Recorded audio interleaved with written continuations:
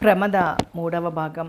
రెండవ భాగంలో తండ్రి మరణంతో సారథి తాతగారి ఊరు బయలుదేరి వెళ్తాడు తల్లిని తీసుకొని. చెల్లెలు కూడా కొన్ని రోజులు ఉంటానని తనతో పాటు బయలుదేరుతుంది. అక్కడ బాల్య స్నేహితురాలు ప్రమద పరిచయం అవుతుంది. ప్రమదతో పరిచయం అతని పరిచయాన్ని ఇష్టంగా మార్చుకుంటాడు. కరణం గారు ప్రమద సంబంధం తెస్తే ఉద్యోగం లేదు, ఏం చేయాలని ఆలోచిస్తూ ఉంటాడు. కథ కొనసాగుతుంది. చెప్పరా, నానుస్తావెందుకు? నీ మనసులో మాట చెప్పేయి. ఇటువంటి వ్యవహారాల్లో నాంచటం ససేమిరా పనికిరాదు వర్ధనం అన్నది. తన కొడుకు ఉద్యోగమే చేస్తుంటే అసలు అతన్ని అడగకుండానే ప్రమదను చేసుకుంటానికి ఒప్పేసుకునేదామే. ఏం చెప్పేదమ్మా నేను? ఉద్యోగమే లేని నాకు పెళ్ళికేం తొందర? భలే వాడివయ్యా, ఇదా నీ సందేహం? ఏమో, ఎవరు చెప్పొచ్చారు? మా ప్రమదను వరించిన వేళా విశేషం వల్ల ఉద్యోగం కూడా వరిస్తుందేమో. పిల్ల విషయంలో మాత్రం ఏ అభ్యంతరం లేదంటావు, అంతేనా? విమల ఇక చూస్తూ ఊరుకోలేకపోయింది. ఇదిగో మామయ్య గారు, మీ ముసలి బుర్రలకేం తోచదండి. ఎవరికైనా ఎదురుగా గులాబ్జామ్ పెట్టి తింటావా అంటే ఏమంటారండి? ప్రమదన చేసుకోవటానికి మా అన్నయ్యకి 100% ఇష్టమేనని నేను చెప్తున్నాను. మిగతా వ్యవహారాలు ఏమైనా ఉంటే చూసుకోండి. అంతేగాని మాటిమాటికి ఉద్యోగం లేదని నసపెడితే నేను ఒప్పుకోను. అయ్యో అయ్యో, నీ ఇల్లు బంగారం కాను, నేనటమ్మా ఉద్యోగం లేదని నసపెట్టింది. అసలు ఆ ఊసెత్తానా నేను? అన్నయ్య, ఇక నేను చెప్తున్నా వినండి. ఈ డొంక తిరుగుడు వ్యవహారం నాకు ఇష్టం లేదు. మా వాడికి ఆ దేవుడి దయ వల్ల వాళ్ళ నాన్నగారి మంచితనాన ఉద్యోగం నేడో రేపో రాకపోదు. అప్పటి వరకు వేచి ఉంటే ప్రమదన చేసుకోవడానికి ఏ కోశాన ఎవరికీ అభ్యంతరం లేనేలేదు. ఈ విషయం సీతాలక్ష్మమ్మకు చెప్పు. అబ్బా, ఎంత మంచి మాట చెప్పావమ్మా. నేను చెప్పాను చూడు, అల్లుడికి నెల తిరిగేసరికి ఉద్యోగం రావటం ఖాయం, నాకు పప్పన్నం దొరకటం ఖాయం. కరణం గారు లేచి చక్కా పోయారు. ఎంత పిచ్చివాడి కరణం గారు. తన BA చదువుకి నెల తిరిగేసరికి ఉద్యోగమే వస్తే దేశంలో కోట్ల మంది నిరుద్యోగులు ఎందుకుంటారు? సారథి ఆలోచన స్రవంతిలో చెల్లెలు విమల అతని చెవి దగ్గర చేరి, ఆనందమానందమాయనే, మా అన్నయ్య పెళ్లి కొడుకాయనే, మా ప్రమదమ్మ పెళ్లి కూతురాయనే అని తీసే కూని రాగాలు వినబడనలేదు. ఆ సాయంత్రం కొండవాళ్ళ దగ్గర ఇద్దరూ కలిసినప్పుడు సారథి తానే చొరవ తీసుకుని అడిగాడు. ప్రమద, ఈరోజు ఉదయం కరణం మామయ్య గారు, ఆ తర్వాత మీ అమ్మగారు వచ్చి వెళ్ళారు. ప్రమద మోము ముద్దమందారంలా కందిపోగా తల వంచేసుకుని వేలితో బండ మీద గీస్తున్నది. మరి నీ అభిప్రాయం చెప్పవా ప్రమద? అదురుతున్న గుండెలతో అడిగాడు. ప్రమద నుండి సమాధానం లేదు. మరలా అదే ప్రశ్న మరో 3 సార్లు వేయగా తలెత్తి అతని కేసి చూసింది. ఆ చూపులు జన్మజన్మలకు మర్చిపోగలడా? 3 వంతులు అతనికి సందేహం తీరిపోయింది. పలకవేం ప్రమద, నీ మనసులో మాట చెప్పు. నువ్వే సమాధానం చెప్పినా ఇదే సమయం. మరి నా అభిప్రాయం అంటావా? నా జీవితంలో ఈరోజు ఒక మరపురాని మలుపుగా నా డైరీలో చిత్రించుకోబోతాను. అది నీ సమాధానం వినే సుమా. కొద్దిసేపు ప్రమద అలాగే మౌనం వహించింది. సారథితో ఆతృత ఎంతగా పెరగాలో అంతగా పెరిగి హృదయస్పందన స్పష్టంగా వినపడుతోంది. బహుశా ప్రమదకు కూడా వినిపించిందేమో ఆ స్పందన. అతను క్షణాలు లెక్కిస్తున్నాడు. ప్రమద ఓసారి అటు ఇటు పరికించి చూసి మెల్లగా లేచి నిలబడింది. సారథి గుండెలు గొబగొబలాడాయి. వెంటనే ఆమె వచ్చి అతని పక్కగా దాదాపుగా అతనికి ఆనుకున్నట్లు కూర్చుండిపోయింది. అంతకంటే ఏ కన్నెపిల్లైనా ఏం విప్పి చెప్తుంది? కోటి భాషలైనా అంతకంటే చక్కని భాష్యం చెప్పగలవా? ఇరుకైన బండరాతి మీద కూర్చున్న అతను పక్కకు జారిపోతున్న ప్రమదను చేత్తో చుట్టేసి జారిపోకుండా సుతారంగా పట్టుకొని ప్రమద అని పలవరించాడు. ఈ బంగారు బొమ్మ కోసమేనేమో నేను మళ్ళీ ఈ ఊరొచ్చింది అని మాత్రం అనగలిగాడు. అతను ఆనాడు పొందిన భావతత్పరత ఏనాడు పొందలేదేమో. కొద్ది కాలం తనకు తాను స్వాధీనం పొందాక మరి నా కాళ్ల మీద నేను నిలిచే వరకు ఆగగలవా? అలా వీలు కాదు అంటే ఇప్పుడే చేసుకోగలరా? లేకపోతే సొడ్డు పెట్టేస్తారా? ముందు చెప్పండి. నువ్వే ధైర్యం చేస్తే నేనెలా వెనకాడేది? ఇప్పుడు సిద్ధమైపోనా అంటూ అమాంతం దగ్గరకు లాక్కున్నాడు. కాళ్లను తాకుతూ ఏరు ప్రవహిస్తున్నా శరీరంలో విద్యుత్ ప్రవహిస్తోంది. ఆమె ఎన్నడూ ఎరగని ఆ వింత అనుభూతికి అదోలా అయిపోతూ గువ్వలా అతనిలో ఒదిగిపోతూ, పట్నం ముద్దబ్బాయి గారికి మాటలు బాగా వచ్చునే అన్నది. మాటలే కాదు, చేష్టలు కూడా వచ్చు మరి. ఆమె మీదకు వంగి దొండపండు లాంటి పెదవుల్ని సొంతం చేసుకోబోయాడు. ఇంద్రధనుస్సులా వెనక్కి వంగిపోతూ అతనికి అందకుండా తప్పించుకొని, అయ్య బాబోయ్, అబ్బాయి గారితో ప్రమాదమే, ఇక లేవండి పోదాం అంటూనే ఒక్కొక్క బండరాతిని మెల్లగా గెంతుతూ రోడ్డు మీదకి చేరిపోయింది. సారథికి ఒక్క నెంబర్ తేడాలో లాటరీ టికెట్ తప్పిపోయినట్లయింది పాపం. తెల్లని ప్యాంటుకు పట్టిన దుమ్ము దులుపుకుంటూ ఆమెను అనుసరించాడు. పొద్దు గురుంకేసరికి ఊర్లోకొచ్చారు.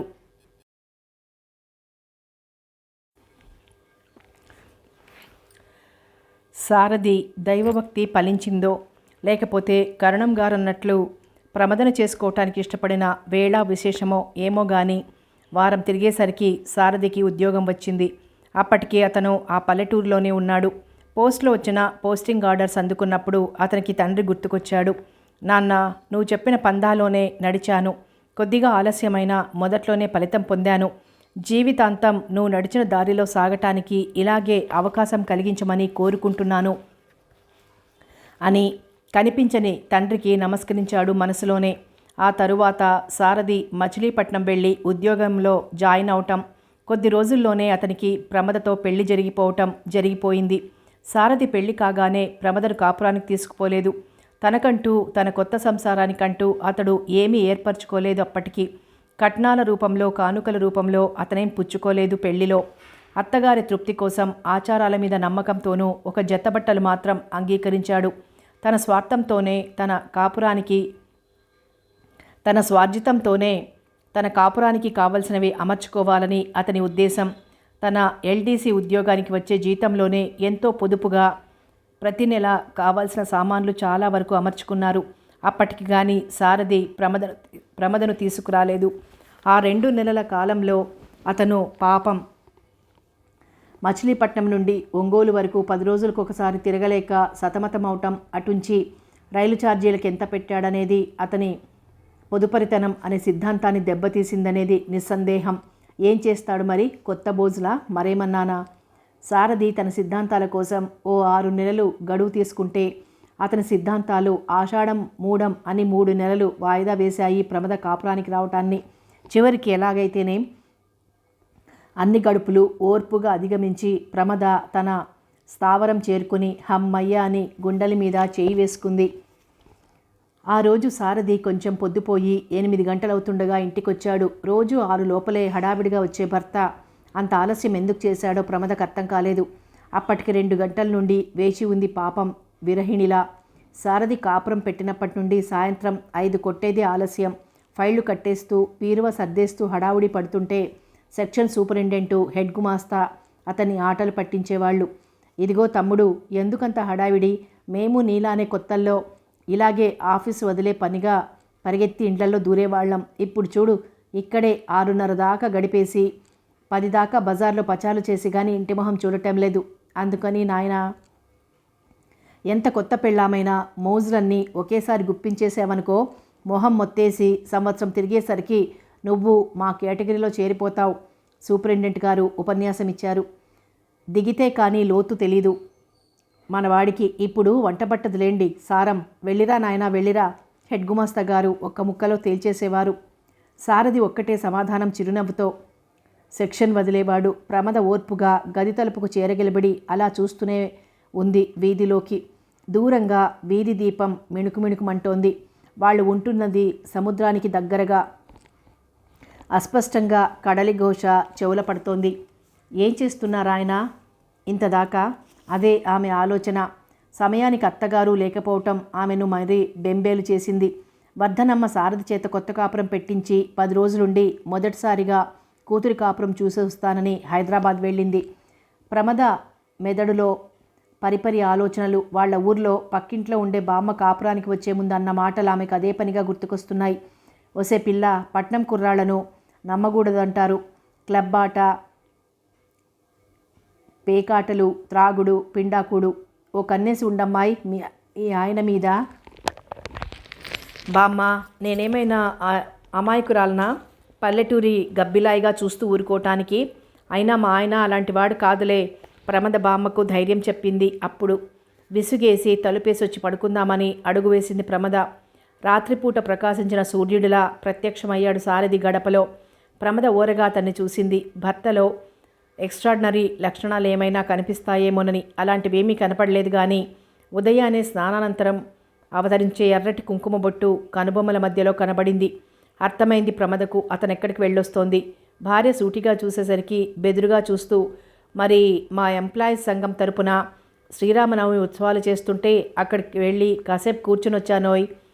బెదురు కాస్తంత నటన మేళవించాడు. అతని ముఖ కవళికలు ముచ్చటపడిపోతూ చూసి 2 చేతులు అతని అరచేతులలో కలిపి సంకెళ్ళు వేస్తూ, అదంతా భయమే, నేనంత రాకాసులా కనబడుతున్నానా అంది. మరిప్పటి వరకు నేను కూర్చుని వచ్చిన రామమందిరంలోని సీతాదేవిలా ఉన్నావు. అదే అమాయకత్వం. నిజంగా మార్దవంగా చూస్తూ అన్నది. నిజం. మరి ఇంతసేపు అక్కడేం చేసొస్తున్నారు? భజన. విరగబడి నవ్వుతూ అతన్ని అలాగే చుట్టుకుపోయింది. భర్త శిఖామణులు గోముగా పలికింది. భర్త గురించి ఎంత అపోహ పోయింది 5 నిమిషాల క్రితం. ప్రస్తుతం నీ భక్త శిఖామణినే. ఇంకా పైన అతని పెదాలు మూగబోయాయి. మై డియర్ పిచ్చాయన గారు, దేనికోసం మీరింత పిచ్చిదేవుడు? అంతే. చిన్నప్పుడు చదువు కోసం, మొన్నటి వరకు ఉద్యోగం కోసం, మరిప్పుడు నా ప్రమద కోసం. పరవశించిపోయింది ప్రమద. ప్రమద, మరి నీకు లేదా దేవుడంటే ఇష్టం? ఉంది. ఏ దేవుడంటే? వింతగా చూశాడు. ఈ దేవుడంటే భర్త కళ్ళల్లోకి ప్రేమగా చూస్తూ అన్నది. ఇంకేం మారు పలకగలడు సారథి? ఒకరోజు ఆఫీస్ నుండి వస్తూనే సారథి మంచం వేసుకొని పరుండిపోయాడు. మనిషి గజగజ వణికిపోతున్నాడు. ప్రమదకు ఏం అర్థం కాక అతని పక్కనే కూర్చుంటూ, ఏమైందండి, ఎందుకిలా వణుకుతున్నారు అంది. చలి ప్రమద, చలి. ఆఫీస్లోనే వచ్చింది. జ్వరం వచ్చేలా ఉంది. దగ్గరకు వచ్చి కూర్చోబోయ్, చచ్చిపోతున్నాను ఈ చలితో. వణికిపోతున్న భర్తకు రగ్గుతో కప్పివేస్తూ అతన్ని చుట్టుకుని దగ్గరకు జరిగింది. చూస్తుండగానే చలి తగ్గిపోయి ఒళ్ళు పేలిపోయేలా జ్వరం వచ్చేసింది. అలా భర్తను ఎప్పుడూ చూడని ప్రమదకు చాలా భయమేసింది. మెల్లగా రిక్షా కేకవేసి సారథిని ఆసుపత్రికి తీసుకువెళ్ళింది. ఇంత మాత్రానికే హాస్పిటల్ ఎందుకని అతను మొండికేసినా వినలేదు. డాక్టర్ పరీక్ష చేసి మలేరియా జ్వరమని చెప్పి మందులు రాసిచ్చాడు. 4 రోజులైనా జ్వరం తగ్గలేదు. అత్తగారికి ఉత్తరం రాస్తాను అన్నది ప్రమద. గాబరా పడుతుంది వద్దన్నాడతను. ఆ 4 రోజులు కంటికి రెప్పలా కాపాడింది భర్తని. వేళ్లకు వండుకునేది కాదు, తినేది కాదు. అంత మాత్రానికే కళ్ళల్లో గూడు కట్టుకుంది దిగులు. సారథి నీరసంగా అన్నాడు. ప్రమద, నీ రుణం తీర్చుకోలేనోయ్. నా కోసం ఇంత శ్రమిస్తున్నావు. అతని కాళ్ళు పడుతున్న ప్రమద, నాకు జ్వరం వచ్చినప్పుడు తీర్చుకోండి మీ రుణం అన్నది కోపంగా. చచ, ఏమిటా మాటలు? ఎందుకలా పిచ్చి మాటలు మాట్లాడతావు? నొచ్చుకున్నాడతను. లేకపోతే ఏమిటండి, మీకు సేవ చేయటం రుణమా? ఆమె అరచేతిని తన కాళ్ల మీద నుంచి తప్పిస్తూ నుదురుకేసి రాసుకుంటూ ఉండిపోయాడు. అంత వేడి తన శరీరంలో పొంగుతున్న భారీ చెయ్యి మరీ వెచ్చగా తగిలింది. ప్రమద ఏదో గుర్తుకు వచ్చిన వాడికి మళ్ళీ ఉలిక్కి పడుతూ అన్నాడు. ఏమిటి? మళ్ళీ రుణాలు అప్పులు గట్రా గుర్తుకొచ్చాయా? అబ్బా కాదులే. మరేమిటి? రేపు శనివారం గుర్తుందా? అయితే నేను ఇలా మంచం పెట్టాను. మరి వెంకటేశ్వర స్వామికి దీపారాధన, టెంకాయ ఎలా? అదా మీ దిగులు? మరేం పర్వాలేదు. 1 వారం టెంకాయ లేకపోతే దేవుడేం లేచిపోడు. అయినా భర్త పరమాణువుకు ఆ మాత్రం ఛాయిస్ ఇయ్యలేడా మీ దేవుడు? అలా అనకు ప్రవీ. మరేం చేయమంటారు? రేపు తెల్లారగట్టనే లేచి తలస్నానం చేసి మడి కట్టుకుంటారా? అంత పని చెయ్యను కానీ ఆ పని నువ్వే చెయ్యాలి. వెంకటేశ్వర స్వామికి అష్టోత్తరం చేసి టెంకాయ కొట్టాలి. నేనా? అలాగే చూస్తూ ఉండిపోయింది. ప్లీజ్ నా కోసం దీనంగా అర్థింపుగా అన్నాడు. నీరసంగా ఉన్న అతని కన్నుల్లో అర్థింపుకు ఆమెకు జాలి కలిగింది. తప్పదా? తప్పదు. నా కోసం. అదే అర్థింపు. మీకోసమే కదా. అలాగే చేస్తాను. ఈ మాత్ర వేసుకొని పడుకోండి ఇంకా అన్నదే కానీ మనసెందుకో తిరుగుబాటు చేస్తున్నట్లు అనిపించసాగింది. దేవుడంటే ఆరాధన కానీ ద్వేషం కానీ లేని ప్రమిదకు భర్త పుణ్యమా అని కాపురానికి వచ్చినప్పటి నుండి ఉదయాన్నే స్నానం చేయటం అలవాటైంది ప్రమదకు. మడి కట్టడం అంటే ప్రాణ సంకటమైంది. పెళ్లికి అత్తగారు పెట్టిన పట్టుచీరలు పెట్టె చెర వదిలించి గోచి పెట్టి కట్టింది. దీపారాధన చేసి దేవుడి మందిరంలో అధిష్ఠించిన దేవుళ్ల కేసి చూసింది అయోమయంగా. పేరుకు వెంకటేశ్వరుడున్నాడే గాని భర్త ఇంకా చాలామంది సో మెనీ మెంబర్స్ సోకాళ్ల దేవతలు కనిపించారు వరుసగా. ఇంతలో సారథి నీరసంగా అలాగే లేచొచ్చాడు వంటగదిలోకి. ఓపిక లేకపోయినా భార్యను తొలిసారిగా ఆ వేషంలో చూడాలని వచ్చిన అతనికి ముగ్ధమోహనంగా కనబడింది ఎదుటి దృశ్యం. నిండు నీలం రంగు పట్టుచీర, తలారా స్నానం చేసి ఆరబేసి విరబూసిన జుట్టు పాయలుగా భుజాలపై జీరాడుతోంది. నుదుట ఎర్రని కుంకుమ. తృప్తిగా చూశాడు భార్య వైపు. ఏమిటి మీరొచ్చారు? హడావిడిగా పీటపై నుండి లేవబోయింది. లేవకు కూర్చో, నిన్ను ఇలా చూద్దామని వచ్చాను. ఏమిటి మీరు చూసేది? మీకోసం నేనింత పనిచేస్తుంటే చిరుకోపంగా అంది. ఇంతలో నేనేమీ అయిపోను. సుప్రభాతం చదివి అష్టోత్తరం చేయి. అబ్బా, కాసేపు ఉంటే మన రేడియోలో వస్తుంది కదండి సుప్రభాతం. మళ్ళీ నాకు ఆ కష్టం ఎందుకు? అలాగైతే నేనే తలస్నానం చేసి. అయ్య బాబోయ్, కూర్చోండి చేస్తాను. మీరు చెప్పినట్లు రేడియోలో వినటం అలవాటే కాబట్టి సులభంగానే చదివింది సుప్రభాతం. అష్టోత్తరం దగ్గరకు వచ్చేసరికి వచ్చింది ఇబ్బంది. అబ్బా, నాకు రాదండి అన్నది. ఇంటర్మీడియట్ డిస్కంటిన్యూ చేశావు. తెలుగు పదాలు చదవలేవా? సరే, నేను చదువుతాను, నువ్వు పూజ చేయి. సారథి పుస్తకం చూడకుండానే అష్టోత్తరం చేయించాడు.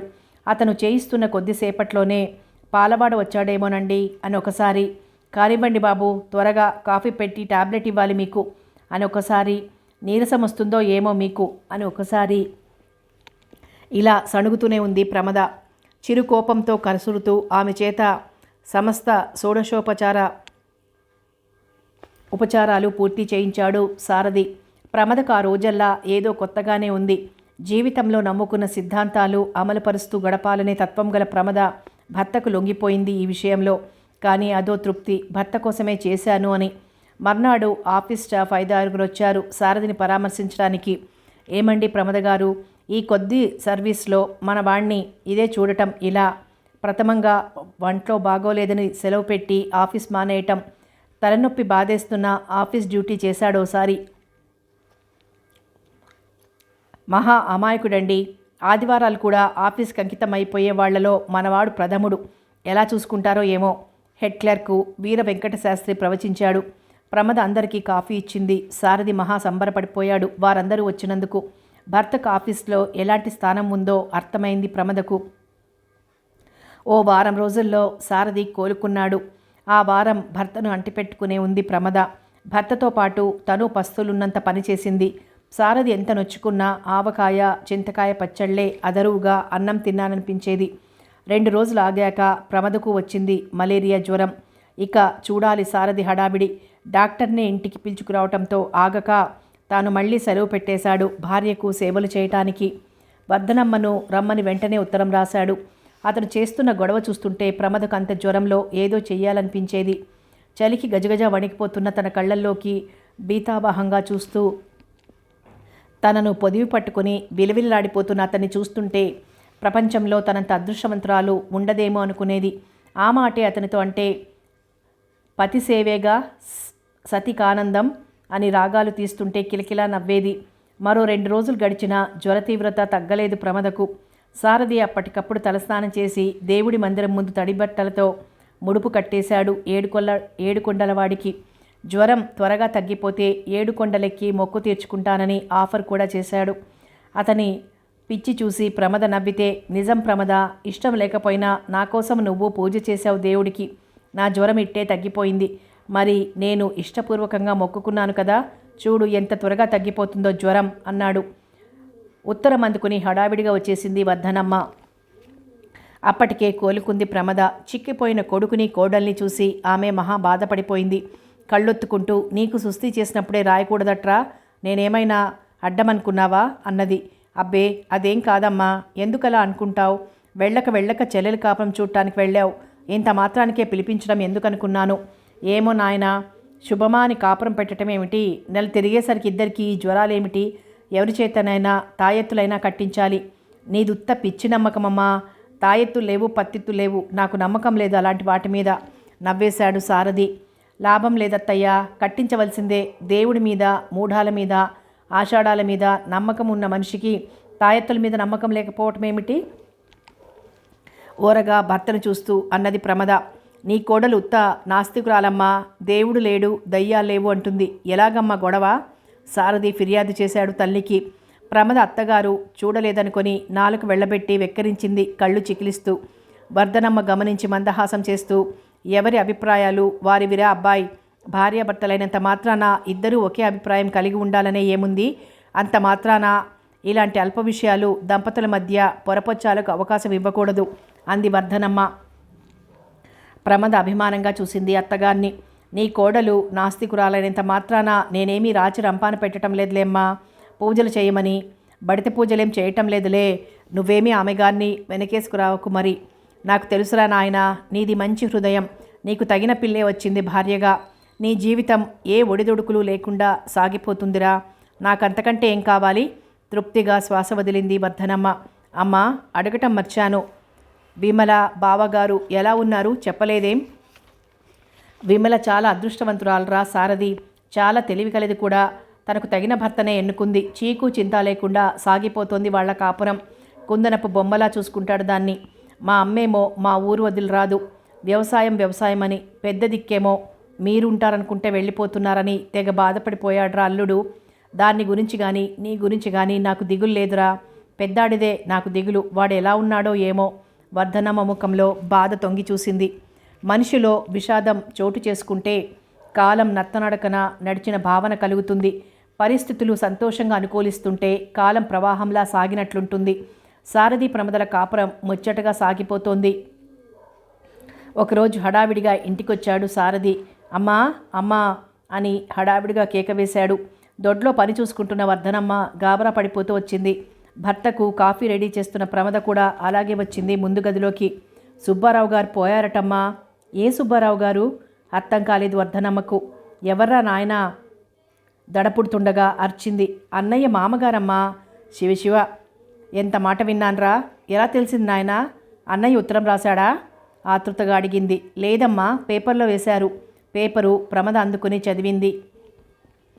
ప్రముఖ పొగాకు వ్యాపారస్తులు, పారిశ్రామికవేత్త, సహృదయులు మా మామగారు అయిన సుబ్బారావు గారు ఇటీవల జరిగిన కారు ప్రమాదంలో మరణించారు. వారి పెద్ద కర్మ ఈ నెల 12వ తేదీన గుంటూరులో వారి స్వగృహంలో జరుగును. కావున వారి స్నేహితులకు బంధువులకు తెలియచేయడమైనది. ఇట్లు నారాయణరావు అల్లుడు. అయ్యయ్యో, ఎంత ఘోరమైన చావురా. పాపం, కోడలెంత అల్లాడిపోతుందోరా నాయనా. ఒక్కగానొక్క బిడ్డ. వర్ధనమ్మ కంటతడి పెట్టింది. ప్రమద బేలగా చూస్తూ ఉండిపోయింది. ఆమె తోడికోడలు ఎలా ఉంటుందో ఎరగదింతవరకు. అయినా తండ్రి పోయిన దుఃఖం ఆమె ఎరిగినదే. అవునమ్మా, ఇప్పుడేం చేద్దాం? చూసావా నాయనా, ఇంత ఘోరం జరిగిపోయినా వాడు ఉత్తరం ముక్క వేశాడేమో. అంత పగైపోయానా నేను? అది సరేనమ్మా, మనం ఇప్పుడు వెళ్ళాలా వద్దా? రేపే 12వ తేదీ. ఎంత కాదనుకున్నా ఇలాంటి సమయాల్లో వెళ్ళకపోతే మనమే మాట పడాల్సి వస్తుంది. ఏమైనా రేపు వెళ్దాం. నీకు అన్నీ ఆయన పోలికలే వచ్చాయిరా సారథి. నీ బుద్ధి వాడికి ఉండకూడదు.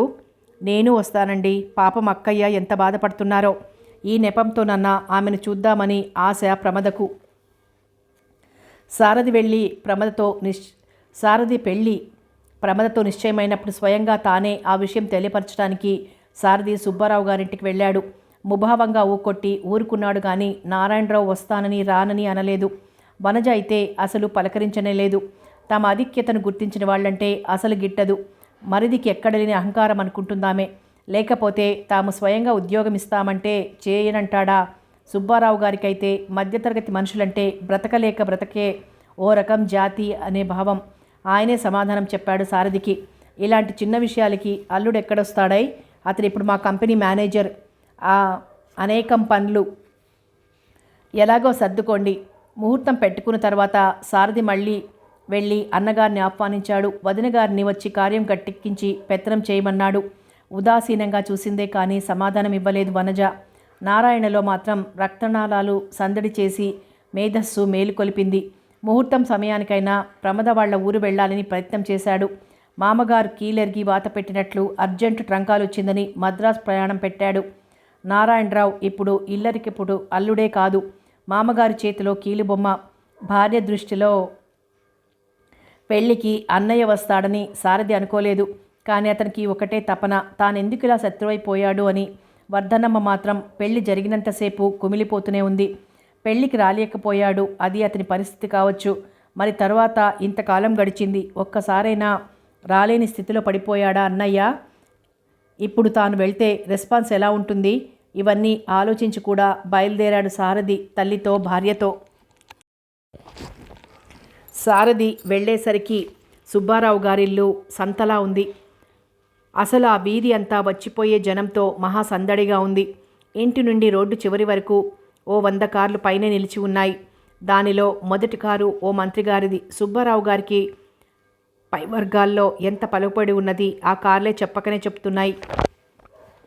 లోపలికి నడిచిన సారథికి విశాలమైన ఆవరణలో వేసిన పెద్ద పెద్ద షామియానాల నిండా వరుసలుగా పేర్చిన కుర్చీల్లో బారులు తీరిన హైక్లాస్ జనం. అది పెళ్ళి ఇల్లైంది లేక కర్మకాండ జరుగుతున్న తీరైంది ఓ పట్టాన అంతు చిక్కేలా లేదు. ఉన్నవాళ్ళు ఏం చేసినా స్టైల్గానే ఉంటుంది.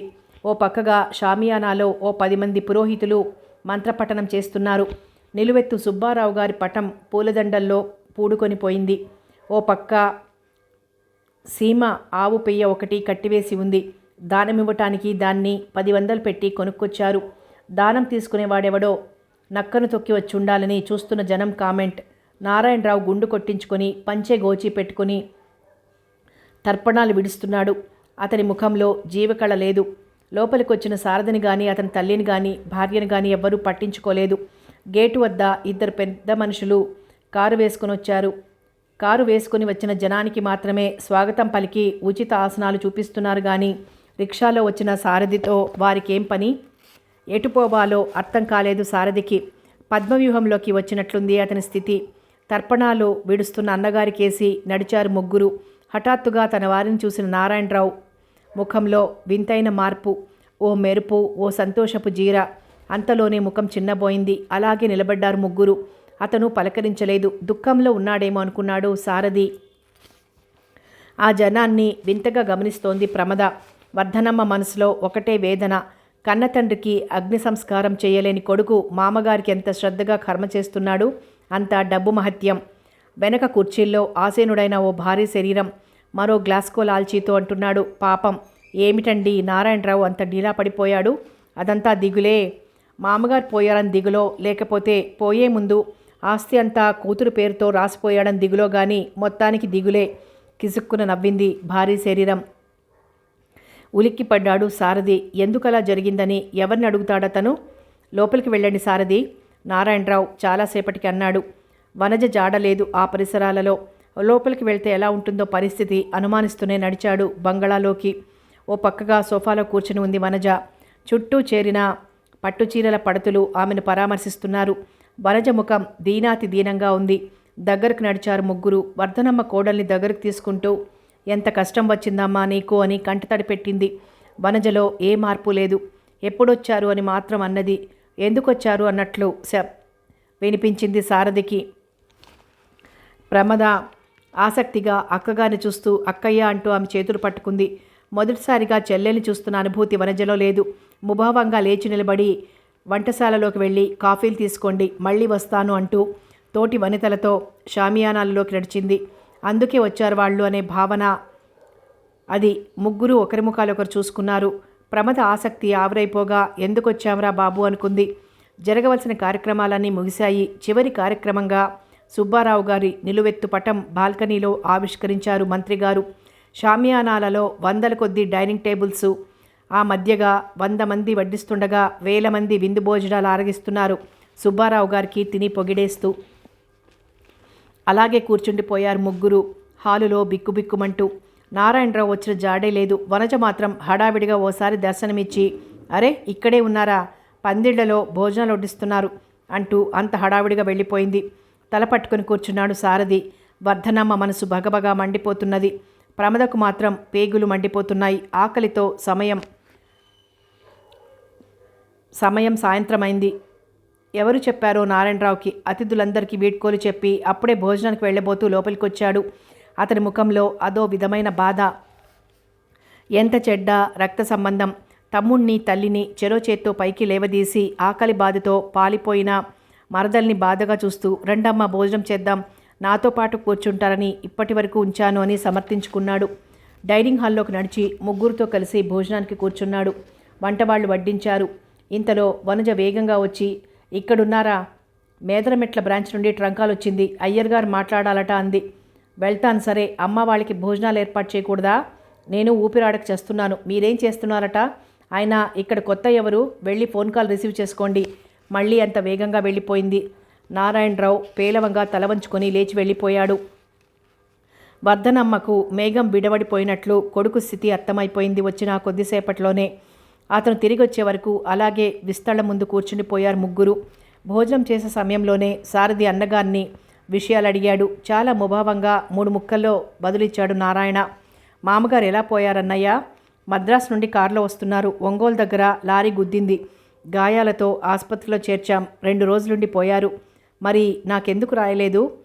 ఏముందిలే రాయటానికి, అయినా రాద్దామనుకునే మరిచాను. అంత మాత్రం గుర్తున్నామా మేము? నా కోసం కాకపోయినా అమ్మ కోసమైనా ఉత్తరాలు రాయకూడదా? నాతో ఏం పనిలే నీకు అమ్మకు. అదిరిపడి చూశాడు సారథి. ఇంకా అన్న ధోరణి మారలేదు. వర్ధనమ్మకు మాత్రం కొడుకు కోడలు ప్రవర్తన ఘోరంగా బాధిస్తున్నా కొడుకు పరిస్థితి ఏమిటో తెలుసుకోవాలని ప్రాణం ఒకటే పీకుతున్నది. ఇందాక పందిట్లో విన్న విషయం ఆమెను కలవరపరుస్తోంది. వియ్యంకుడు ఆస్తి కూతురు పేరుతో ఎందుకు రాసినట్లు అడుగుదామని నోరు తెరిచింది. కానీ కోడలు మళ్ళీ ప్రత్యక్షమైంది. మీరు భోజనం చేశారా వదినా? సారథి అడిగాడు. మాటలు కలపాలనే అతని ఉద్దేశం సఫలీకృతమైంది. కానీ ఫలితం మాత్రం వక్రించింది. నా భోజనం అప్పుడే కాదు కానీ ఎక్కడో ఉద్యోగం చేస్తున్నావటగా? ఎదురుగా ఉన్న కుర్చీ లాక్కొని కూర్చుంటూ అంది. అవును వదినా, మచిలీపట్నంలో. ఆ మాత్రం గుమాస్తా ఉద్యోగం ఇవ్వలేకపోయామా మేము? మీ అన్నయ్య వచ్చి అడిగినప్పుడు నువ్వు బుద్ధిగా ఒప్పుకుంటే మా కంపెనీలో ఇప్పటికి నీకే సూపర్వైజర్ పోస్ట్ వచ్చుండేది. అంత ఆశ నాకు లేదులే వదినా. అవునులే, స్వతహాగా అన్నా ఉండాలి ఆలోచన. ఎవరైనా చెప్తేనన్నా వినాలి. రెండూ లేనివాణ్ణి ఎవడు బాగు చేస్తాడు? ప్రమదకు తింటున్న పాయసం చేదుగా అయినట్లుంది. తన భర్త అభిమానాన్ని దెబ్బతీస్తున్న అక్కగారి ధోరణి ఇక పైన సహించలేకపోయింది. ఇప్పుడు ఆయన బాగులేక చెడిపోయింది ఏం లేదులే అక్కయ్య. ఎవరికి ఉండే ఆలోచన వారికి ఉంటుంది. పర్వాలేదు, గంతకు తగిన బొంత. ఏ గూటి పక్షి ఆ గూటి కూతలే కూస్తుందట. నిజమే మరి. అలా ఆ పక్షి కూయకపోతే పక్షులకు మనుషులకు ఇంకా తేడా ఏముంటుంది? సారథి భార్య ధోరణికి భయపడ్డాడు. కంగు తిన్న వనజ లేచిపోతూ అన్నది. ఓటమిని అంగీకరించటం ఏమిటన్నట్లు. నీ భార్య తెలివిగలదేనయ్యా సారథి. ఇంటర్మీడియట్ చదివిందట కదా. ఇకనేం? తనకు కూడా ఓ గుమాస్తా ఉద్యోగం చూడు. వేడినీళ్లకు చన్నీళ్లు తోడు. ఆ రాత్రి వరకు ఎలాగో కాలక్షేపం చేశారు. నారాయణ వనజల ధోరణి అలాగే ఉంది. వాళ్ళేమిటో, వాళ్ల కొరకు వచ్చే జనం ఏమిటో అంతే. ఇద్దరికీ చెప్పి గుంటూరులో ఉన్న తమ ఇంటికి బయలుదేరారు. సారథికి బందర్లో ఉద్యోగం అయిన తర్వాత ఆ ఇంటిని అద్దెకిచ్చి ఒక్క 2 గదులు మాత్రం తమ కింద ఉంచుకున్నారు. వెళ్ళేటప్పుడు మాత్రం నారాయణరావు అన్నాడు, నువ్వు రాదలుచుకున్నప్పుడల్లా వచ్చిపోవచ్చమ్మా. నువ్వెంత కాదనుకున్నా నేను నీ కొడుకునే. నాకు ఒక ఇల్లు కాపురం ఉన్నాయని మర్చిపోకు. వర్ధనమ్మకు విచారించాలో సంతోషించాలో అర్థం కాలేదు ఆ మాటలకు. సుబ్బారావు గారింట్లో జరిగిన అనుభవంలో నారాయణకు సారథికి దూరం ఎక్కువైంది. స్వతహాగా సారథి మనసు మెతకదే కానీ ఓటమిని అంగీకరించేది కాదు. అయితే అలా కనిపించడు మనిషి. ఎక్కడికక్కడ సర్దుకొని పోవాలని అతని ఉద్దేశం. ఓర్పును పరీక్షించే సంఘటనలు ఎప్పుడూ ఎదురు కాలేదు. సారథి సిద్ధాంతాలకు పరీక్షా సమయం అతని ఆఫీస్లోనే ఎదురైంది. అతని ఆఫీస్లో ప్రవేశించిన కొద్ది రోజుల్లోనే అతనికి అవగతమైంది. ఆఫీసర్ గదిలో తప్ప అవినీతి అణువణువున పేరుకుపోయిందని. అక్కడ పనిచేసే ప్రతి ఒక్క ఉద్యోగి 2 చేతులా సంపాదించేవాడని జగమెరిగిన సత్యం. సారథి పరిమితిలో ఉన్న పనులు ఒకటొకటిగా జరిగిపోవటం, పేరుకుపోయిన ఫైళ్లు తరిగిపోవటం ఆఫీస్లో ఓ విప్లవంగా భావించారు సహోద్యోగులు. ఏమిటి సారథి ఈ పని? కొత్త పెళ్లి కూతురు పొద్దెరగదని ఇలా అడిగితే ఆలస్యం పనులు చేసేయటం, ఫైళ్లు పైకి పంపేయటం. నీ సీట్ ఎలాంటిది? నువ్వు చేసే పనేమిటి? కస్టమర్స్ని ఓ ఆట ఆడించి ఏ రోజుకు ఆ రోజు జేబులు నింపుకోవచ్చు. ఆ సెక్షన్ హెడ్ గుమాస్తా నీతి బోధ చేశాడు. అలాంటివి నాకు గిట్టవండి. నా చేతుల్లో ఉన్న పని నేను చెయ్యటమే నా పద్ధతి. అయినా నేను ఫైలు కదిలించి ప్రయోజనమేముంది? మీ ముద్ర పడాలి, సూపరింటెండెంట్ గారు అప్రూవ్ చేయాలి, ఆఫీసర్ గారు మోక్షం కలిగించాలి. ఆ విషయం తెలుసు కదా. మరి ప్రతి అడ్డమైన వాడి ఫైలు పాస్ చేసి మా దగ్గరకు పంపితే మేమేం చెయ్యాలి? సంతకాలు చేయక ఆ ఫైలుకు సంబంధించిన అర్జీదార్ని నీ కాళ్ళు పట్టేలా చేసుకోవచ్చు కదయ్యా బాబు. అడగందే అమ్మ కూడా పెట్టదయ్యా. కొంచెం తెలివి కలిగి ప్రవర్తించు. వెలుగు ఉండగానే ఇల్లు చక్కబెట్టుకో. రేపేదైనా అవసరం వస్తే మన మామ ఎవడు ఆదుకోడు. కృష్ణ పరమాత్మల గీతోపదేశం చేశాడు మళ్ళీ. సారథి మౌనం వహించాడు. అతనికి నచ్చని మాటలు అవతలి వాళ్ళు అంటున్నప్పుడు అతను చేసే పని అదే మరి. సాయంత్రం ఆఫీస్ నుండి అలసిపోయి వచ్చిన సారథికి ప్రమద టిఫిన్ ప్లేట్ అందించింది. ఓ ప్రమీ, బాదుషాలు ఎప్పుడు చేశావోయ్? నీ బుగ్గల్లా ఎంత నైస్గా ఉన్నాయి. ఓ బాదుషాను తుంచుతూ అన్నాడు. నేతి వాసన ఘుమఘుమలాడుతోంది. ఓ బాదుషా వారు, మీరు పంపినవే కదా ఈ బాదుషాలు. నేనేలా చేసి తిని? నేను నేను పంపుట ఏమి రాణి బేగం? జోకుచుంటివా ఏమి? బాదూషా చప్పరిస్తూ అన్నాడు. మీరు పంపినవే స్వామి. తమరు ఆఫీస్కి వెళ్ళిన తదుపరి నేరుగా ఇంటికి పంపారే అవి. అంతటితో సారథి తినటం మానేశాడు. ఏమిటి ప్రమద, నేను పంపానా? అసలు జరిగిందేమిటో చెప్పు. అతని వాలకం మారిపోయింది. భలేవారే, మొత్తానికి మీరు ఆఫీస్ నుండి పంపారని ఓ కుర్రాడు తాటాకు బుట్ట పంపాడు. తీసి చూశాను. ఈ బాదుషాల పొట్లం, వేరే స్వీట్సు, చక్కెర కేళీలు, యాపిల్సు. ప్రమద, ఇంకాపు. ఎక్కడా బుట్ట? పిచ్చిగా అరిచాడు. ప్రమద వణికిపోతూ బుట్ట తెచ్చి అతని ఎదురుగా టేబుల్పై పెట్టింది. అతని కేకలకి వర్ధనమ్మ వంటగదిలో నుండి హాల్లోకి వచ్చింది. ఏమేం తీసావు దీనిలో నుండి? ఇంకేం తీయలేదు, ఇది మాత్రం తీశాను, మీకు ఇష్టమని. 2 నేను తిన్నాను. తెచ్చిన కుర్రాడు ఏమని చెప్పాడు? ఇంకేం చెప్పలేదు. అయ్యగారు ఇచ్చిరమ్మన్నారు, ఆఫీస్లో ఎవరో ఇచ్చారట అన్నాడు. సారథి బుట్టలో నుండి ఒకటొకటిగా స్వీట్స్ పొట్లాలు, పండ్లు తొలగించాడు వేగంగా. అడుగున ఉన్నదాన్ని చూసి పామును చూసినట్లు అదిరిపడ్డాడు. 100 రూపాయల నోటు ఓ చీటీ మడత పెట్టి ఉంది. ఓ క్షణం తటపటాయించి ఆ చీటీ తీశాడు పైకి. సారథి గారికి అభిమానంతో సుందరయ్య అని మాత్రం ఉంది. సారథి అనుమానం నిజమైంది. సుందరయ్య ఓ బడా కాంట్రాక్టర్. అతను పెట్టిన టెండర్ సిఫార్సు చేయమని 10 రోజుల నుంచి అడుగుతున్నాడు. కానీ టెండర్కి టైం ఇంకా ఉండడంతో అలా వీలు కాదని చెప్తున్నాడు సారథి. చివరికి ఇలా ప్రయత్నించాడు సుందరయ్య. ఇలాంటి గుమాస్తాలు ఎందరిని చూశాడో అతను. సారథి బాదుషాల ప్లేట్ని దూరంగా తోశాడు. అది టేబుల్ దాటి కింద పడిపోయింది. ప్రమద, ఇదేంటో తెలుసా? విషం. విషం ప్రమద. నువ్వు తిన్నావు, నాకు తినిపించావు. అచేతనరాలై అతన్నే చూస్తున్న భార్యతో అన్నాడు సారథి. అంటే అర్థం కాలేదా? లంచం పంపి నన్ను వెదవని చెయ్యాలని చూశారన్నమాట అంటూనే అతను అలాగే బయటకు నడిచాడు. ప్రమద టేబుల్పై చెల్లాచెదురుగా పడి ఉన్న పండ్లని, మిఠాయిల్ని చూస్తోంది. అలాగే అరగంటలో సారథి తిరిగొచ్చాడు చేతిలో ప్యాకెట్తో. ఆ ప్యాకెట్లో నుంచి 3 బాదుషాలు తీసి బుట్టలోని బాదుషాలలో కలిపి కట్టాడు. మిగిలిన పండ్లు, గట్ర, 100 రూపాయల నోటు, చీటీ అన్నీ కుదురుగా బుట్టలో సర్దాడు. దాన్ని పట్టుకెళ్ళి వరండాలో ఓ మూల పెట్టాడు. తిరిగి లోపలికొచ్చిన అతనికి అప్పటికి గాని ప్రమద అక్కడ లేని విషయం గుర్తుకు రాలేదు. తల్లి మాత్రం అలాగే గడపకు జారగలబడి కూర్చుని ఉంది. అమ్మా, ప్రమదేది? తప్పు చేసిన వాడిలా అడిగాడు. ఎంత పని సారథి నువ్వు చేసింది? పిల్ల ఏదో తెలియక మనసు పడి 2 నోట్లో వేసుకుందనుకో, ఇంత రాద్ధాంతం చెయ్యాలా? ఏనాడైనా ఇలా ప్రవర్తించావా నువ్వు? ఇప్పుడు నేనేమన్నానమ్మా? చుట్టూ వెతుకుతూ అన్నాడు. అసలే ఒట్టి మనిషి కాదు, మనసు పడి ఓ ముక్క తింటే విషం అంటావా? ఏమిటమ్మా నువ్వు అనేది? ఆశ్చర్యంగా అన్నాడు. సారథిలో ఆవేశం మంచులా కరిగిపోయింది. తల్లి చెప్పిన వార్తకు వింత అనుభూతి పొందుతూ గదిలోకి నడిచాడు. ఎదురుగా ప్రియసతి మంచంపై అటు తిరిగి పడుకొని ఉంది. అది అలక లేక కలక అర్థం కాలేదు అతనికి. మెల్లగా దగ్గరగా నడిచి మంచంపైన కూర్చొని వీపుపైన చెయ్యేస్తూ ప్రమద అని పిలిచాడు. పలకలేదు ఆమె. అలాంటి స్థితి ఇద్దరి నడుమ అదే మొదలు. ఈనాటి వరకు ఆమెను పొల్లు మాట మీరి అనలేదతను. ఇప్పుడు మాత్రం తాను తూలి పలికింది ఏమీ లేదేమో. అయితే జీవితంలో మరో మలుపు తిరగబోతున్న ఈ సమయంలో ఇలా ఆ ప్రకృతితో ప్రారంభం కావటం ప్రమదను బాధించిందా? సారథి చలించిపోయాడు. ప్రమద మళ్ళీ పిలిచాడు. ఆ పిలుపులోని మార్ధవానికి నిలువున పులకరించిపోయింది. ప్రమద భర్తకేసి తిరిగి అతన్ని చుట్టుకుపోయింది. ఆమెను హత్తుకుపోతూ, ప్రమద, నీ మనసుకు కష్టం కలిగించాను, క్షమించు అన్నాడు. ఊరుకోండి బాబు, ఏమిటంత పెద్ద పెద్ద పదాలు వాడుతున్నారు? నేను చేసింది పిచ్చి పనే కదా. జిఫ్ఫ చాపల్యం చంపుకోలేక కోరుకున్న కోరికలు తీర్చే మిమ్మల్ని కించపరిచాను. పోవోయ్ ప్రమద, ఆ విషయం మంచి రసవత్తర ఘట్టంలో డప్పుల గోలలా వచ్చిన ఆ గొడవను వదిలేయి. ఆ బుట్ట సొంతదారుడికి రేపు సరైన సమాధానంతో ఇస్తాను. మరి రాణిగారు అలక తీరినట్లేనా? అలకపోయింది. అది సరేనోయ్, ఇలా చేసేవేమిటి చెప్పపెట్టకుండా? ఎలా? అర్థం కానట్లే అడిగింది. ఇలా ఆమె పొట్టపై వేలితో సూచించాడు చిలిపిగా. పోండి మీరు మరీను. అతని ఎదలో తలదాచుకుంది. మర్నాడు ఉదయం స్నానం సంధ్యలు ముగించుకొని వరండాలో కుర్చీ వేసుకుని ఇంటికి తెచ్చిన అర్జెంట్ ఫైళ్లతో కుస్తీ పడుతున్నాడు సారథి. గేటు చప్పుడై తలెత్తి చూశాడు. ఓ 50 ఏళ్ల వ్యక్తి మెట్లెక్కి వచ్చాడు. తెల్లని గ్లాస్కో లాల్చి, పంచె, కళ్ళజోడు, నోట్లో ఖరీదైన సిగరెట్. వస్తూనే నమస్కారం సార్ అన్నాడు. తిరిగి విష్ చేస్తూ రండి కూర్చోండి అన్నాడు నవ్వుతూ. ఏమిటిలా వచ్చారు సుందరయ్య గారు? ఏదో సార్, తమ దర్శనం చేసుకుందామని. అతి వినయం పోతూ పళ్ళికిలించాడు సుందరయ్య.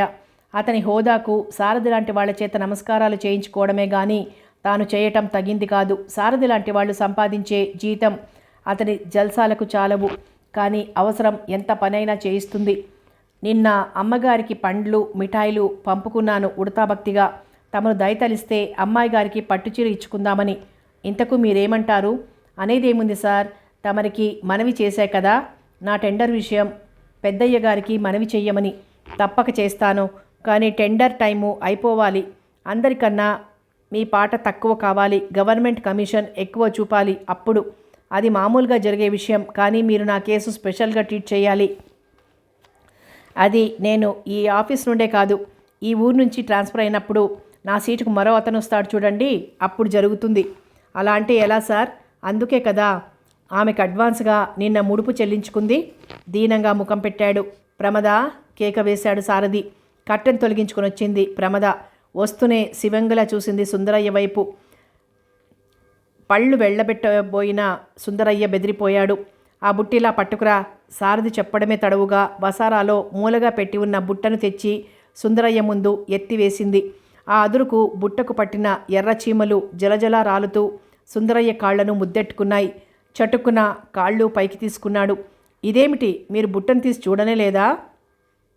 లేదు, మీరు ఎలాగో వస్తారు కదా, అప్పుడే ఒకేసారి మీ బుట్టను మీ ఫైలును రెండు చెత్తకుండీలో పారేద్దామని ఆపాను. అంతేనా మీరు చెప్పదలుచుకున్నది? ఓరగా చూశాడు. Yeah please. గేటు వైపు చూశాడు. సుందరయ్య చకచక గేటు వైపు నడిచాడు. సుందరయ్య గారు, సారథి పిలిచాడు. సుందరయ్య ఆశగా చూశాడు గేటు మీద చేయి వేసి. ఈ బుట్టను పట్టుకు వెళ్ళండి.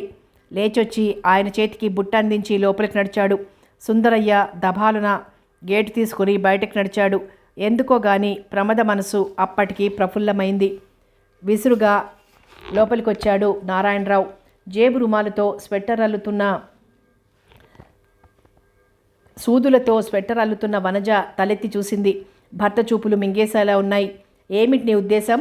సూటిగా చూస్తూ అన్నాడు. ఏ విషయంలో? నిర్లక్ష్యంగా తల వంచుకొని అల్లికలో చేతులు కదిలిస్తూ అంది. ఒక విషయం అనేముంది, ప్రతి విషయంలోనూ అడుగడుక్కు ఆంక్షలు అడ్డంకులు. పేరుకు మేనేజర్, ముష్టి 10,000 చెక్కు రాయటానికి అధికారం లేదు. వ్యాపారం మాత్రం లక్షల మీద రొటేట్ అవుతుంది. 2 రోజులకు ఒకసారి మద్రాస్ అని బొంబాయి అని పిచ్చి కుక్కలా దేశాల వెంబడి తిరగాలి. పనివాడి కంటే హీనంగా పనిచేయాలి. పైసా పైసాకు లెక్కలు చెప్పాలి. ఊరికనే ఆవేశపడకండి. అసలు విషయం ఏమిటో చెప్పకుండానే ఎందుకలా అరుస్తారు? నా బ్రతుక్కి ఆవేశం కాక ఇంకేం మిగిలింది? నిర్వేదంగా ధ్వనించింది అతని గొంతు. ఎందుకంత పెద్ద మాటలు ఉపయోగిస్తారు? ఏదో ఘోరం జరిగిపోయినట్లు. నీకు అంతా తేలిగ్గానే అనిపించవచ్చు వనజ, కానీ బయటికి పోతే నేనెంత విలువలేని వాడిగా చూడబడుతున్నానో నీకేం తెలుసు? కంపెనీలో పనిచేసే వర్కర్లకు కూడా నన్ను చూస్తే హేళన. వాళ్ళు నా వెనకాల అనుకునే వ్యాఖ్యానాలేమిటో తెలుసా నీకు? మొన్నటిదాకా మామచాటు అల్లుడు, ఇప్పుడు పెళ్ళాంచాటు మొగుడు అని వాళ్ళు చేసే కామెంట్లు విని నేనేం చేయాలో అర్థం కావటం లేదు. ఈరోజు క్యాషియర్కు 10,000 కావాలని కబురు చేస్తే అమ్మగారి పర్మిషన్ కావాలి అంటాడా? ఇంతకు దేనికి మీకు 10,000? నిలేసినట్లు అడిగింది వనజ. ఆమె అనుమానాలు ఆమెవి. ముష్టి 10,000కు కూడా లెక్క చెప్పాలంటే నా వల్ల కాదు. ఆ మాటే అనొద్దు. 10,000 ముష్టివే అయితే మీ పూర్వస్థితి ఏమిటో ఆలోచించాల్సి వస్తుంది మీరు. అంటే నా పూర్వస్థితిని కించపరిచే స్థితికి వచ్చావన్నమాట. నేనేం కించపరచడం లేదు, మీకు మీరే ఆ పని చేసుకుంటున్నారు. వనజ, నా సహనాన్ని పరీక్షించకు. చివరికి భార్య ముందు దోషిలా నిలబడే హీనస్థితిని నేను సహించను. నాకు ఈ పదవి వద్దు, ఈ విలువలేని బాధ్యతలు వద్దు. యంత్రంలాగా పొద్దస్తమానం ఈ చాకరీ చేయటం ఎందుకు? ఇంట్లో నీ చేత బయట లోకుల చేత మాటలనిపించుకోవడం ఎందుకు? రేపటి నుండి నువ్వే చూసుకో కంపెనీ వ్యవహారాలు. నేను ఇంట్లో పడుంటాను. అంత దానికి మిమ్మల్ని అల్లుణ్ణి చేసుకున్నది ఎందుకు మా నాన్న? అవును, నన్ను అల్లుణ్ణి చేసుకుంది నీతో కాపురం చేయటానికా? కాదు, గొడ్డు చాకరీ చేయించుకొని ఇంత కూడు పడేయటానికి. నీకంటే తెలివిగలవాడు మీ నాన్న. గతిలేని వాడిని నన్ను చూసి ఎరవేసి పట్టాడు. చెప్పు చేతల్లో ఉండేలా చేసుకున్నాడు. చివరికి నేనేదో జూదరిలా తాగుబోతులా భావించి ఆస్తి అంతా నీ పేరు రాసి నన్నొక వెధవను చేసి కూర్చోబెట్టాడు. ఆయన గారి ఆనవాయితీ నువ్వు పుచ్చుకొని నువ్విప్పుడు చలాయిస్తున్నావు. నువ్వేం చెప్పనిదే ఆ క్యాషియర్ అలా ఎలా అనగలుగుతాడు?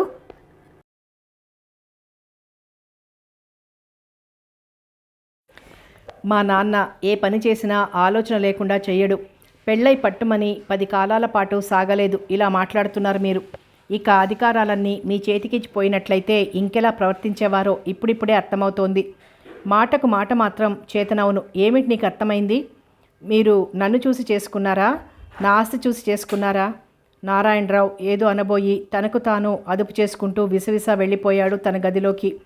వనజను చేసుకున్న నాటి నుండి క్రమక్రమంగా మారుతున్న అతని పరిస్థితి సుబ్బారావు గారు పోవటంతో మరీ ఇలా తయారైంది. నారాయణరావు వనజల తత్వాలు రెండు ఒకదానికొకటి విభిన్నమైనవి.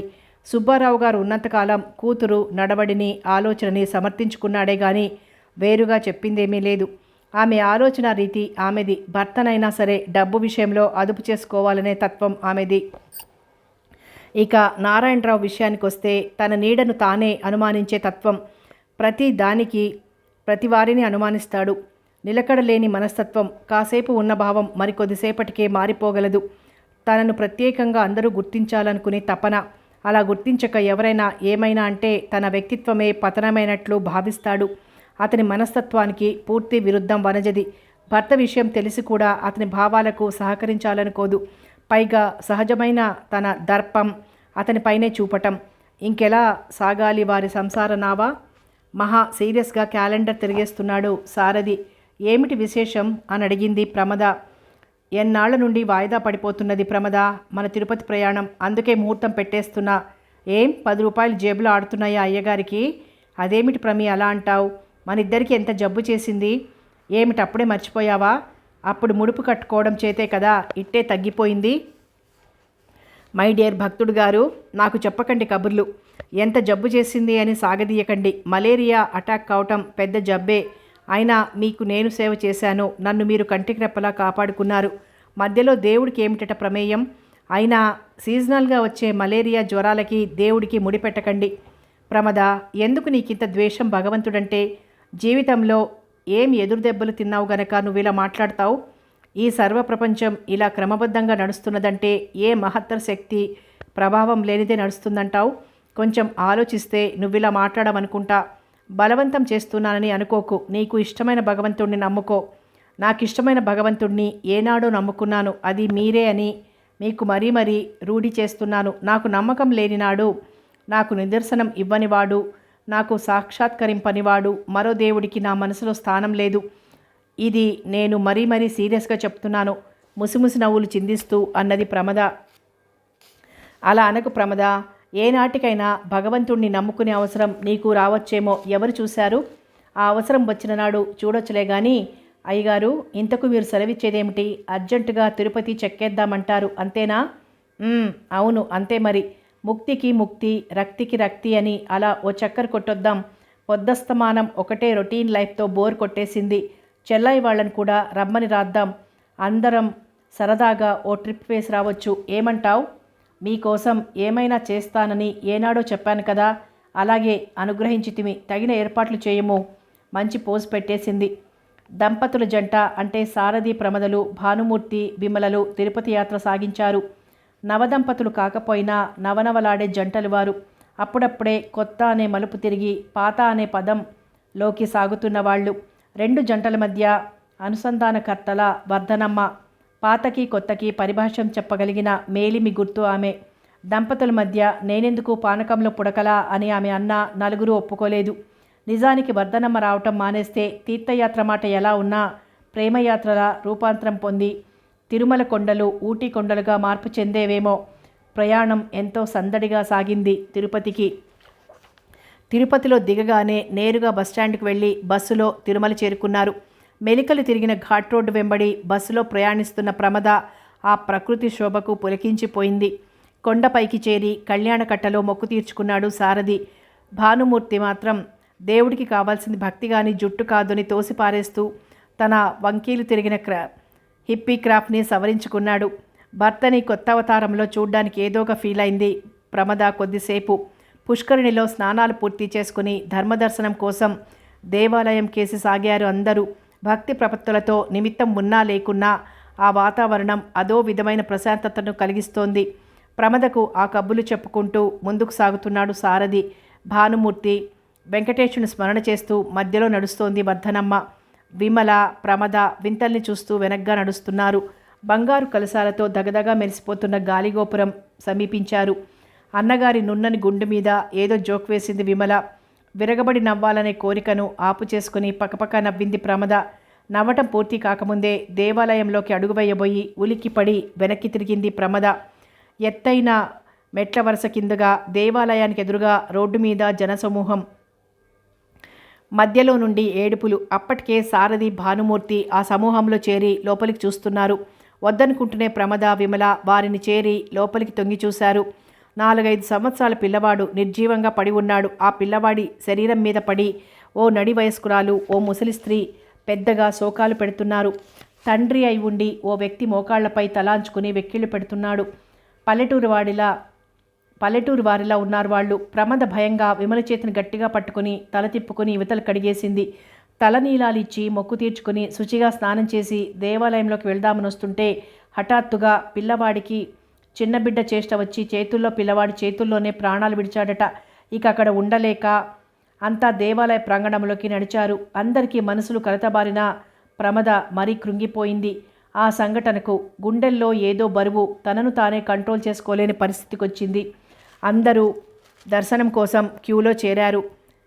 నాకు రూము తాళం ఇవ్వండి, నేను వెళ్ళి పడుకుంటాను, నాకేం బాగుండలేదు, మీరు చూసిరండి దేవుణ్ణి ప్రమద అన్నది. అదేమిటి ప్రమద, ఇంత దూరం వచ్చింది దేనికి మనం?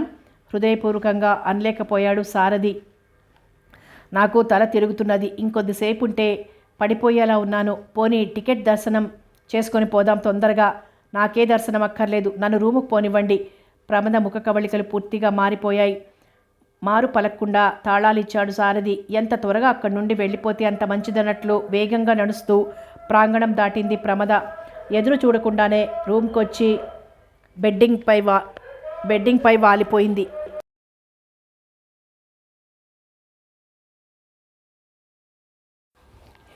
ఒకటే ఆలోచనలు. ఏమిటి ఈ విడ్డూరం? ఎక్కడి నుండో ఇక్కడేదో మోక్షం సాధిద్దామనుకుని రావటం ఏమిటి? ఏ బిడ్డ మొక్కుబడికై వచ్చారో ఆ బిడ్డ క్షణాల్లో కాలగర్భంలో కలిసిపోవటం ఏమిటి? ఎందుకు ఇలా జరిగింది? ప్రమద మనసు ఆవేదనతో నిండిపోయింది. ఉదయం దర్శనం కోసం వెళ్ళిన వాళ్ళు సాయంత్రం 6 దాటి రూమ్కొచ్చారు. నిస్తేజంగా గది కప్పుకేసి చూస్తూ పడుకుని ఉన్న ప్రమదం చూసి ఎవ్వరూ మాట్లాడలేకపోయారు. ఇలా ఎందుకు చేశావని సారథి అడగలేకపోయాడు. తనకు ఏమాత్రం సంబంధం లేని ఓ సంఘటన ప్రమదను ఇలా కింద మీద చేసిందా? గలగల మాట్లాడే ఆమె మనసు ఇంత సున్నితమైనదా? తిరుగు ప్రయాణంలో కొండ దిగేటప్పుడు అంతకుముందు శోభాయమానంగా కనిపించిన ప్రకృతి దృశ్యం నిర్జీవంగా, నిస్తేజంగా, నిస్సారంగా కనిపించింది. భార్యతో మొదటి ప్రయాణమే ఇలా మారిపోవటం, తన మొక్కు అసంపూర్తిగా నెరవేరటం సారథికి ఏదో అపశృతి పలికినట్లయింది.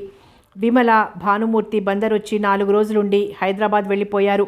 ఇంటికొచ్చిన తర్వాత ప్రమిళ తిరిగి ఎప్పట్లా మారిపోయింది. ఆడపడుచుకెన్నో మర్యాదలు చేసి ఆప్యాయత ఒలకబోసి చీర పెట్టి మరీ పంపింది. తీర్థయాత్రలకు బయలుదేరిన వేళా విశేషం మంచిది కాదనుకున్నారు తల్లి కొడుకులు.